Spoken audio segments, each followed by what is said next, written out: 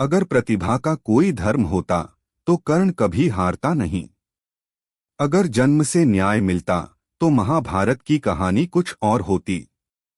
लेकिन इतिहास न्याय से नहीं, निर्णय से लिखा जाता है। भोर का समय है। नदी शांत है।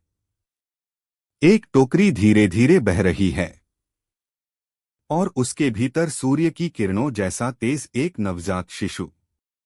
कुंडल और कवच जन्म से ही उसके साथ हैं, पर नाम नहीं है, पहचान नहीं है। यहीं से कर्ण का संघर्ष शुरू होता है। हस्तिनापुर का राजदरबार। धनुष उठता है, तीर चलता है, लक्ष्य टूट जाता है। सभा सन्न है। द्रोणाचार्य मौन हैं। अर्जुन चौंक जाता है। लेकिन तभी एक प्रश्न गूंजता है, तुम किस कुल के हो? और उसी क्षण प्रतिभा हार जाती है और जाति जीत जाती है। कर्ण मुस्कराता है, लेकिन उस मुस्कान के पीछे जीवन भर का अपमान जिंदा रहता है। जब सम्मान भीख में नहीं और अपमान विरासत में मिले तो इंसान अपने शत्रु नहीं चुनता, उसके शत्रु उसे चुन लेते हैं। सभा में सन्नाटा है। दुर्योधन आगे बढ़ता है।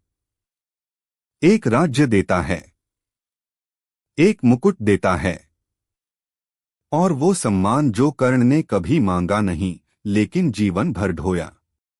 उस दिन कर्ण ने दोस्ती नहीं चुनी, उसने कृतज्ञता चुनी, और यहीं उसकी नीति बंध गई। परशुराम का आश्रम। शिष्य ध्यान में है। सत्य छिपाया गया है।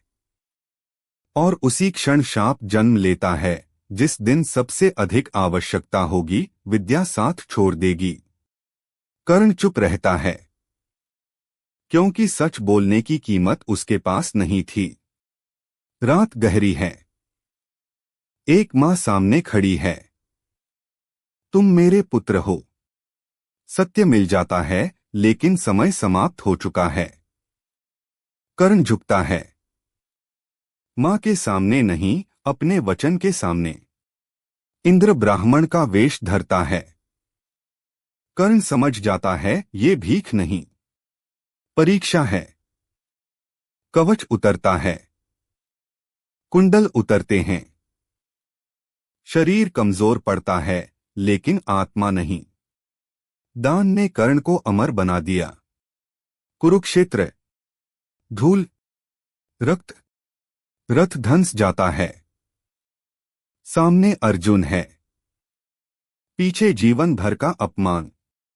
स्मृति साथ छोड़ देती है। शाप जाग जाता है और तीर चलता है। धरती शांत हो जाती है। सूर्य ढल रहा है। कृष्ण की दृष्टि ठहरती है। वो जानते हैं, आज एक योद्धा नहीं, एक अन्याय मरा है। कर्ण युद्ध हार गया, लेकिन इतिहास में आज भी सबसे ईमानदार, सबसे दानी और सबसे अकेला महारथी वही है।